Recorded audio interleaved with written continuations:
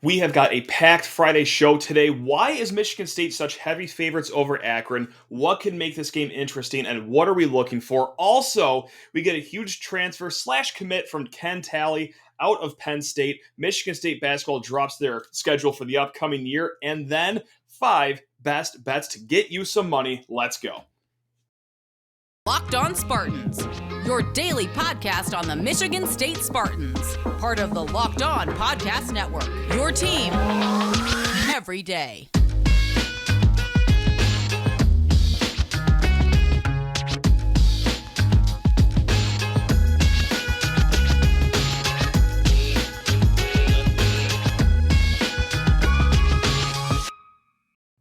My Spartan friends, my Spartan family, we are back. That is right. We are back to previewing another game that's coming up in a hot second here. Whether you're watching on Thursday night on YouTube, during the day on Friday, or hey, if you're listening to this on the way up to your tailgate at Spartan Stadium on a Saturday, hey, regardless, thank you so much for making us your first listen every single day here in the Locked On Podcast Network. Also, today's episode is brought to you by BetOnline. BetOnline has you covered this season with more props, odds, and lines than ever before. That's BetOnline, where the game starts.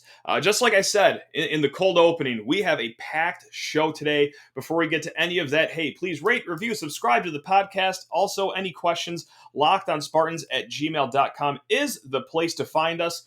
Also, I do want to address yesterday's episode with Greg Jones. I apologize for the faulty audio in segments 2 and 3 there. And yes, there was a rough patch in the Stephen Brooks interview. Thank you for bringing that to my attention. Sometimes I just don't know unless you guys do comment. So thank you. We have worked hard to make sure everything's ironed out here. So from this day forward, we're going to see if we could have the solid audio that we usually do have on this podcast. So sorry for those hiccups. Just wanted to address that really quick. And thank you for anyone that reached out expressing concern with what happened. And we've got things under control here. So thanks again. Now let's get into this Saturday's game. Spartans, Zips. Saturday, 4 p.m., Big Ten Network, if you are not going to be in attendance at Spartan Stadium. And look, if you're going to miss this game, Vegas odds are telling you that you're not going to miss anything special. A lot of analysts are going to tell you you're not going to miss anything special. And also, well, maybe a podcast host as well. But regardless, any day you get to go to a game at Spartan Stadium is a fun one. But let's just talk about why. Why on earth Michigan State is such heavy favorites in this game. Look, on betonline.net, we have a 34.5-point favorite for Michigan State. That is by far the widest spread in the Mel Tucker era at MSU. Michigan State is, after all, playing a team with no winning seasons since 2015, and a team that just has 3 wins in their last 3 seasons. All right, this is a game that is massively a strengths versus weaknesses game. And what I mean by that, hey, here's a terrible example you don't want me to bring up, but I will anyway. You remember last year's game against Ohio State in Columbus? Ohio State's a juggernaut. Michigan State, they had some weaknesses on their team, despite being a good team. But Ohio State's strengths, what made them amazing, played right into the hand of what MSU's weaknesses were. And we have that all over the board here against Akron coming up here this Saturday. So yes, get ready for a strengths versus weaknesses game, and a reason why MSU is 5 touchdown favorites over the Zips. Strength versus weakness number 1, MSU's pass game versus Akron's pass defense. Look, we saw it last week. MSU has weapons for days in the passing game, whether it be the receivers in Jeremy Bernard, Keon Coleman, Jaden Reed, or the tight end, Daniel Barker as well. But also, the pass blocking was pretty solid last week too, and that was against a Western Michigan team that absolutely, positively loved the blitz. Akron also does a fair share of blitzing as well. They had 2 sacks last week against St. Francis, an FCS opponent, that is, and MSU, on the contrary, against one of the best defenses against one of the best defenses in the MAC. I was about to say one of the best defenses MSU will face all season. I don't think that's entirely true, but still, one of the best group of 5 defenses in Western Michigan. MSU still only let up 1 sack right there. So the pass game versus Akron's run or pass defense, stark difference right there, because last year Akron Loved watching other teams complete passes against them. They were amongst the worst in the nation at opponent completion percentage. And it wasn't just that on the defense too, because strength versus weakness number 2 was MSU's run game versus Akron's run defense. Last year, Akron's run defense let up a whopping 6.7 yards per carry last season.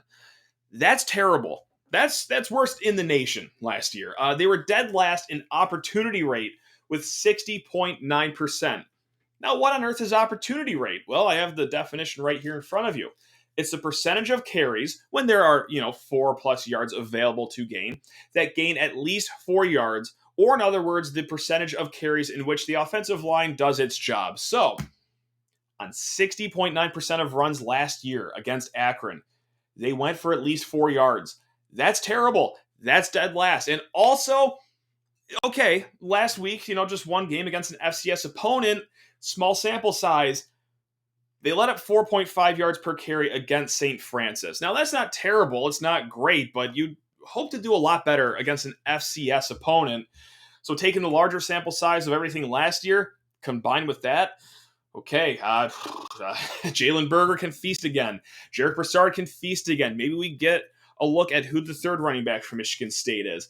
And so there you have it. Also, I'm sorry, there is one more strength versus weakness, and that will be MSU's pass rush versus Akron's offensive line. Okay, last I've understood, Jacoby Windman still exists. He will still be playing this Saturday, and so does Akron's entire offensive line from last year. That's right. Akron returns all 5 of their starters from last season. That is not a good thing necessarily, though, I will say. Yes, you have the experience, but I don't know if it's good experience because Akron gave up the most sacks in the nation last year with 63 sacks. Also, last week, not a good start for the offensive line as well, as once again, I will mention it, FCS opponent St. Francis. And not even a good FCS opponent, not like a North Dakota State or anyone spicy like that. No, a middling FCS opponent in St. Francis gave Akron 6 sacks last weekend. So Jacoby Windman could leave this game with 19 sacks. Chris Bogle can tack on 5 more. Brandon, you know what? Honestly, if you're going to the game, you might be leaving Spartan Stadium with a sack or 2. Who knows? Stay tuned. So with that said, okay, let's say that you want to have some angst going into this game. You don't want to feel too comfortable or too cocky going into this game. So what could possibly make this game spicy? Akron runs a run-pass option. They do a lot of RPO in the Joe Moorhead offense. So that's going to require some discipline from, whether it be your linebackers, your safeties, even your defensive ends too have to stay a little disciplined. Joe Moorhead, first-year head coach at Akron. He just came from Oregon, did some work at Penn State before that. He's a very smart coach. Smart enough to have a major turnaround from week 1 to week 2. We'll have to wait and see, but that could be another positive spin right there for Akron. DJ Irons is a built quarterback. He is 6'6", solid completion percentage, actually. Does really good at getting the ball out of his hand quick. Not too much of a runner, but he can because, after all, he's 6'6", and he's going to lean forward whenever someone hits him. So it's kind of like a poor man's Ben Roethlisberger, Cam Newton type. Poor man's. Keep that in mind. They have a receiver named Shockey Jacques Louis, so that's a fun name. That can make this game a little spicy. He actually played, funny enough, against Michigan State last year. He had 1 catch and 5 yards in the Peach Bowl for Pitt, but he's transferred to Akron and actually racked up 122 yards last week. So that is going to be their top target. And also, this is a Jez Lord Boateng revenge game. That's right. The former 2018 Michigan State commit who transferred after the 2019 season is Akron's starting linebacker. So there you have it. Also, what could make this game spicy? What could be a reason MSU loses? Look, the MSU could get food poisoning in their pregame meal. A sinkhole could very well form on their walk to the stadium. The equipment staff could possibly lose all their cleats, forcing MSU to play in flip-flops. The last meteorite hit Michigan 450 million years ago. So we're probably due for that, right? I mean, it hasn't happened in a long time. So maybe a meteorite hits East Lansing and wipes out only MSU's entire sideline, giving Akron a slight advantage. I don't know. I still think that MSU can throw enough frat guys together to beat Akron. Look, if you have listened to this podcast, watch this YouTube show, you know that I can get psyched out of my mind about the worst of teams. Last year, I was losing my mind going into the Western Kentucky game.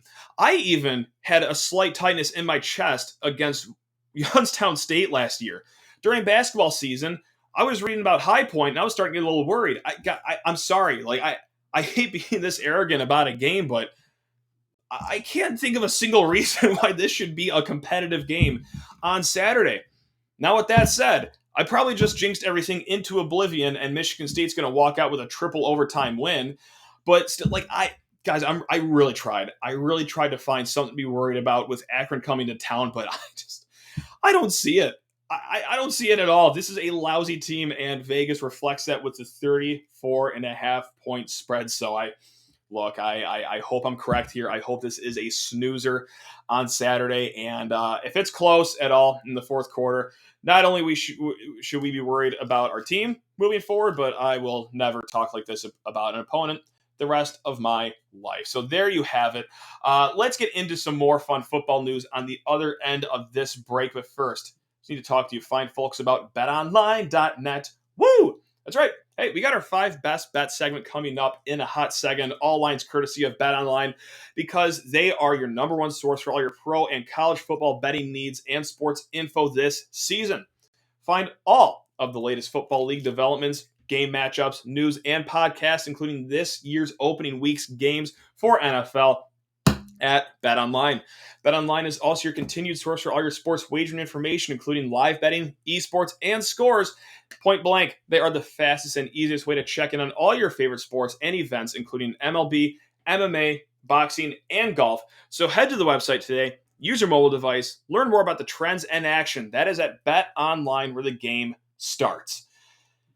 Now, despite Michigan State being heavy favorites here, there are still some things that we want to watch for in this game.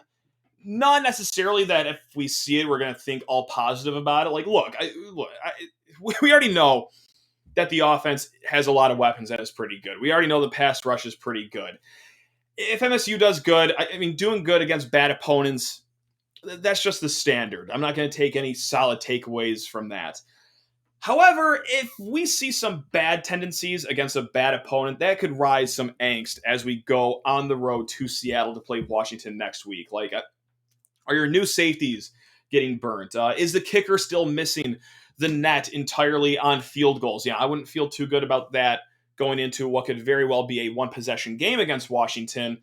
And also, is Thorne still a tad rusty? Okay, that would cause us reason for concern, I guess, but that's all I'm going to be watching for on Saturday is just, Peyton Thorne, how's he looking?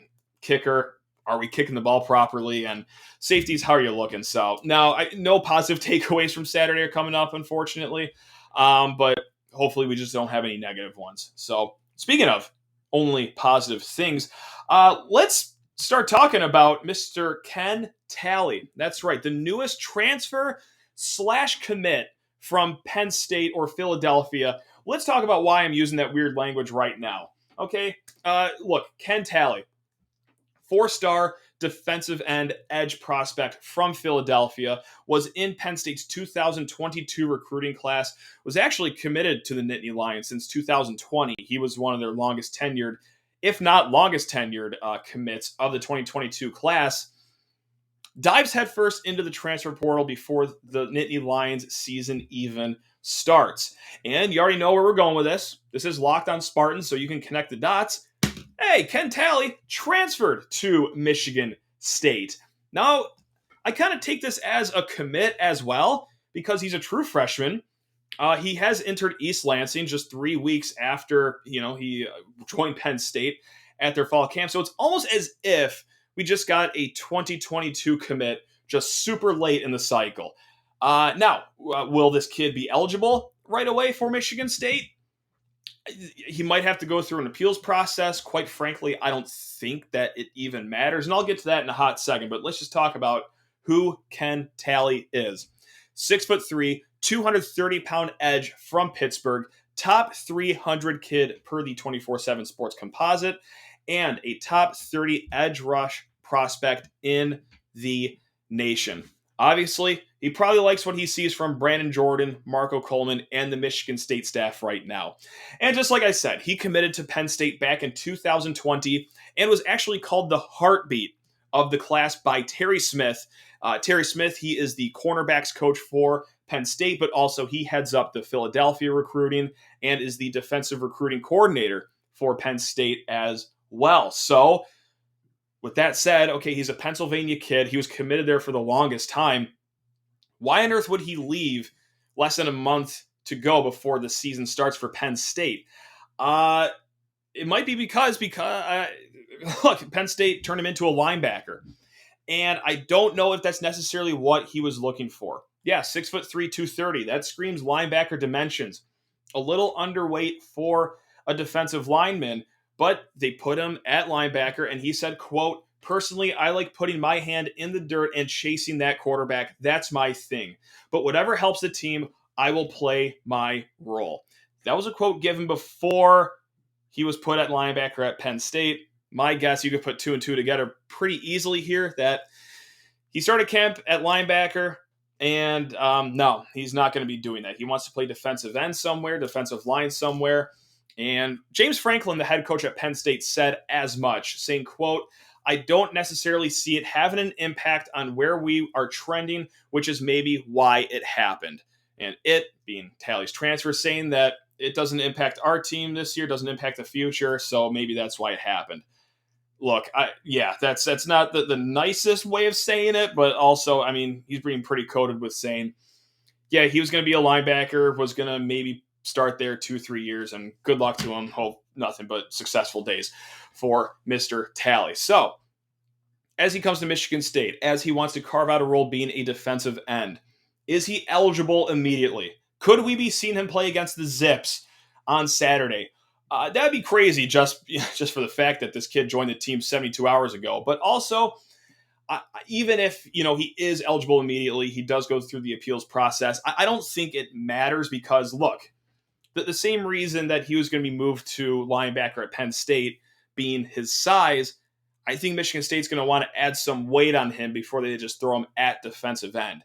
6'3", 230. That's a solid building block right there, but I think they're going to want to get him up to the 245, 250 range. So this could be a redshirt year essentially spent in the weight room at Michigan State before he joins that position group. And also, why it doesn't matter if he's eligible immediately, this isn't a position group that necessarily needs a ton of help. I mean, we just saw Jacoby Windman wreck shop against Western last week, and we have Chris Bogle, we have Brandon Wright, Jeff Petrowski, and also the defensive line itself, pretty stocked as well. So no, this isn't like an urgent position of need right here. This isn't like this kid's a safety, transfer coming in, which, hey, we could use right now, but no. So there's no rush to get him on the field. This will be a kid that hopefully by next year or the year after that could really be a guy that's going to leave an impact at Michigan State, but that's how I look at it right now. A really fun guy starting in 2023, maybe even 2024, because, hey, look, he's not rated a top 300 kid for no reason.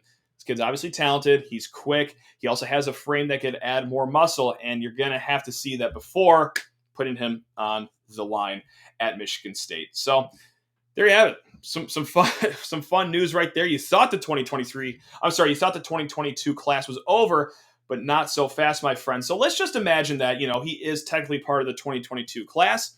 This would mean that Ken Talley is the 4th ranked recruit of Michigan State's 2022 class. That's behind Alex Van Sumeren, Caton Hauser, and Jeremy Bernard. So yes, the 4th highest rated kid in MSU's 2022 class, if you want to join me and look at it like that. And what does that mean for Michigan State's class ranking for the 2022 recruiting haul? Look, they were at 23 in the country last year. And then you add Ken Talley there, they only move up one spot. They move up from 23 to 22, jumping Arizona, actually, which I did not think was ahead of Michigan State. That was a surprise to me. But yes, now Michigan State is ahead of Arizona. Suck it, Wildcats. There you go. But yeah, MSU 22 rated class for the class of 2022. 2. So, Ken Talley, welcome to Michigan State. We'll see you in a little bit. Just enjoy the weight room. Enjoy the coaching of Brandon Jordan, Marco Coleman. We'll see you in opponents' backfields maybe next year, if not a year after that. So take your time.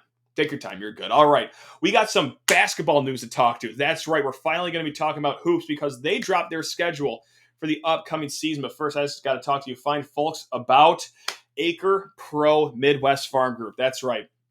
When it comes to land sales, it pays to have experts in your corner. And Acre Pro Midwest Farm Group are your local farmland specialists with decades of experience in the core belt agriculture. No one knows the market better. Whether you're doing a 1031 exchange, expanding your operation, or selling row crop farm, your local Acre Pro agent will walk the land with you and ensure the deal is done right. And great service is just the beginning at Acre Pro. Acre Pro provides unparalleled land data, including soil ratings, elevation, flood zones, and land valuation across parcels so that you can get the full picture up front and be confident in the entire land market.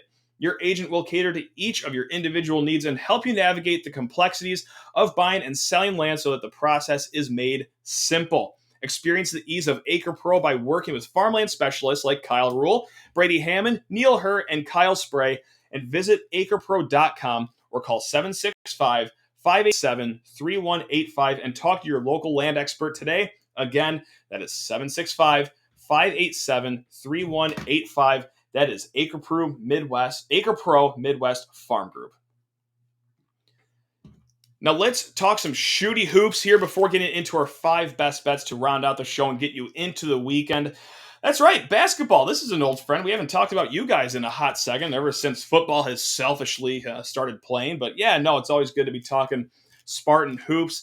They dropped their schedule Thursday afternoon. Their entire non-conference slate is figured out. The Big Ten schedule's figured out. And also, well, before we start with any of that, got the exhibition on the calendar as well as November 1st. We got an exhibition against Grand Valley State. So if you were just fiending for some Michigan State basketball, go visit Breslin Center November 1st as they take on the Lakers of Grand Valley State in a game that will not necessarily matter during in the wins and loss category. Now, what will matter in the win and loss record is their game against Northern Arizona. That is who Michigan State will be kicking off the season against on November 7th. Now, you might be wondering why on earth Northern Arizona is the opener. What's the connection there? Well, hey, grad assistant, or I should say former grad assistant, Chris Fowler is now on Northern Arizona's staff. So this is Tom Izzo throwing one of his former guys a bone right here, getting them up to East Lansing for a good test. So that is your opener, November 7th against Northern Arizona. Of course, that is before going over to San Diego to take on Gonzaga on an aircraft carrier. And before we get to the murderer's row of the non-conference, let's get to the nicer part of the non-conference because these are all games that weren't announced yet. To round out the non-conference, you have Brown on the 10th, December 10th, that is, at Breslin Center. This game has been announced. Oakland on December 21st at Breslin Center, and then Buffalo on December 30th at Breslin Center as well. Okay, those are your 4, so to speak, freebies. Let me knock on wood. Freebies right there. Northern Arizona, Brown, Oakland, and Buffalo. Okay. Now for the rest of the non-conference, you have Gonzaga on the aircraft carrier. You have Kentucky right after that in the Champions Classic. And actually just came out that they will be the earlier game that day. They will be tipping off before Duke and Kansas later on. So, yep, Spartans versus Wildcats. And then, well, speaking of Wildcats, you have Villanova as well. And then you have Alabama. You have the rest of the PK80 field, which has, no shortage of great teams there. So, look, I'm sure Michigan State also tried to get the 89 Pistons on the non-conference schedule, but I guess they all weren't available. Look, this is a murderer's row of a non-conference schedule. I don't even have to look it up. I'll just safely say that this is probably the most difficult non-conference schedule in the nation. It goes without saying that this is just how Tom Izzo operates, though. And I'm looking forward to it. I'm not going to doubt the Hall of Fame coach this time around, so this is going to be a bloodbath.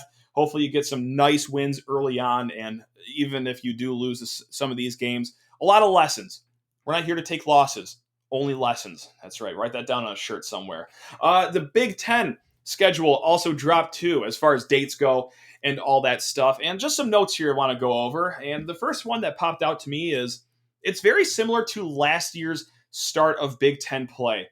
And what I mean by that is Michigan State had a really cushy start to conference play last year. It was very easy, very favorable. And if you remember, we all went into January thinking pretty highly of our team. And then as the season kind of went on, we figured out that, it might be because they really had a cupcake walk at the start of Big Ten play. And they kind of have that coming up this year as well. You start off with Northwestern at home. You go to Penn State. You have your non-conference break, the easy non-conference break with Brown, Oakland, and Buffalo. And then you come back to Nebraska, and then you have Michigan at home. So that's how you start Big Ten play. Northwestern at Penn State, Nebraska, and then Michigan at home.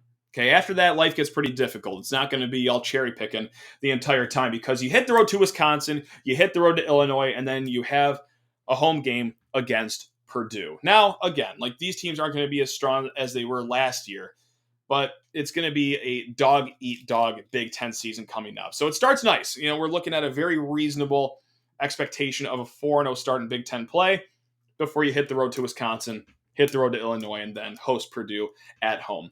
Now, I always do like to do this when the schedule comes out, is look at the end of the Big Ten schedule to see, what teams are we facing just in case things get dicey and we're maybe not going to make the tournament squarely, or we are going to make the tournament squarely and we're trying to raise our seeding. Who are we taking on the last 2 weeks of the season? You have home against Indiana, at Iowa, at Nebraska, and home against Ohio State. So not terrible. That's pretty manageable, I would say. And one more note, too, about MSU's Big Ten schedule is I feel like last year the schedule was loaded with weekend games against Big Ten opponents at Breslin Center. And this year there's only 3 home Big Ten games on weekends. That would be the opener, the Big Ten opener, I should say. Sunday, December 4th against Northwestern. Saturday, January 7th against Michigan. And then you got to wait 2 full months for the next weekend Big Ten game at Breslin Center.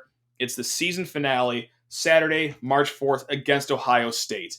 Also, another date to drop out there right now is they did announce March Madness. That will be October 7th, and that butts up right against the home football game against Ohio State. So look, if you're from out of town, what a weekend to come in. Go treat yourself to some Breslin Center Midnight Madness on October 7th. Stay at a local hotel, stay at a friend's house, sleep at the Cata bus station, do whatever you got to do. Wake up, Buckeyes at Spartans the next day. So that's going to be an electric weekend in East Lansing. All right, I know we're kind of short on time here, but let's try to win you some money as we head into the weekend with our 5 best bets of the week. All lines thanks to BetOnline.net. Last week, we went 3-2. That's right. We were in the black last week. That means we were 5-5 on the season. We won the under in MSU Western. We won Florida +3 over Utah. We won Clemson -22 over Georgia Tech. We lost Illinois against Indiana in that backbreaker late touchdown. And then we lost over 43 in Georgia versus Oregon by a single point because I was a doofus and I believed that Bo Nix could be somewhat competent in a game of American football. So that's on me for coming up 1 point short on the over there. Let's get into it right now. We'll start with our Spartans. We'll start with the Zips. You know where I'm going to go with this one. MSU -34.5. And if you pay attention during best bets, you know how much I hate betting on Michigan State, actually. I'm always very gun-shy to bet on the Spartans. I rarely do it. But this time, I am going to do it. Again, this is the largest spread in the Mel Tucker era. And this matchup is just like Ohio State versus Michigan State last year in the sense that our strengths will play directly into Akron's weaknesses. Peyton Thorne has something to prove. And even if they do cool the Jets on the passing game, the run game has enough firepower to absolutely carve through the Zips. And on top of all that, is Mel Tucker earlier this week at his press conference calling last weekend's game against Western unacceptable. So yeah, there's going to be a fired up crowd. It's going to be a fired up team. It's going to be a fired up coaching staff. They will probably not let up on the gas pedal as much as you would think that they will, coming off of a good win against Western last week where apparently the play was unacceptable. So my goodness gracious. From that point on, we will move on to Kentucky +5.5. in the Swamp against Florida. That seems like a fishy line, right? We all just saw Florida beat top 10 Utah last week in the Swamp. There's a lot of people that are loving betting on Florida right now. But I faded the public last week in the Swamp. 80% of people bet on Utah last week in the Swamp. That led me to go to the 20% because, hey, Vegas has to keep the lights on somehow. And here we had that situation again in the Swamp. Nearly 80% of bets are going to Florida, so I will join Vegas again in the Swamp and take Kentucky plus 5.5. I will be taking Michigan minus 51.5 against Hawaii because, Hawaii, for me to say Hawaii is terrible doesn't do it justice. And this brings me no joy to say because I love our team on the island out there. They are horrendous this year, though. They made Vanderbilt look like 2019 LSU in week 0. I watched that game.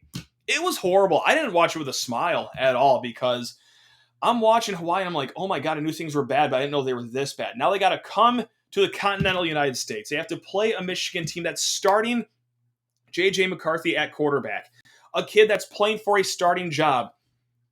This kid's going to have 5 touchdowns and 280 all-purpose yards before halftime even rolls around.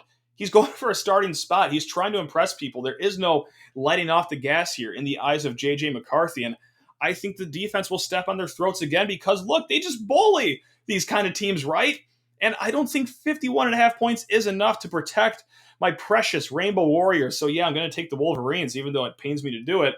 And then the last 2 bets here are from the same game, Baylor versus BYU. I'm going to go over the 53 total right there. Thought BYU's offense looked great in South Florida last week. And yes, it was just South Florida. They're not a good team, but still, you hit the road to those kind of South Florida conditions in early September, and you're still putting up 50 points on offense.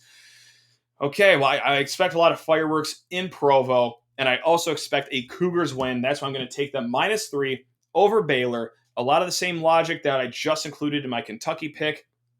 And that logic is, look, Baylor is getting over 70% of the bets. They are getting 60% of the money, and the line has not even budged on that -3 number for BYU. It's going to be an upset in Provo. It's going to come by more than 3 points. So there you have it, the 5 best bets. MSU -34.5 against Akron. Kentucky +5.5 against Florida. Michigan taking a stake to the heart of Hawaii, -51.5. And then BYU, Baylor over 53, and then BYU -3 over Baylor. There you have it. Go win some money responsibly. Don't bet the whole mortgage on it. You know, this is still fun at the end of the day, but yes, do it at betonline.net as well. All right, gang, thank you so much for keeping it tuned on Locked On Spartans. You already know we're going to be back Sunday night with the recap episode of what happens on Saturday. If MSU loses, flood the inbox at lockedonspartans@gmail.com and call me all sorts of names for jinxing this game to oblivion. But yeah, we will hopefully be watching a laugher on Saturday and doing it together, and we will be talking about it next week. And also as we build up to the big Washington game next week as well, you know where to find us, Locked On Spartans. You guys are the best. Go enjoy your weekend. Love you all. Go Green.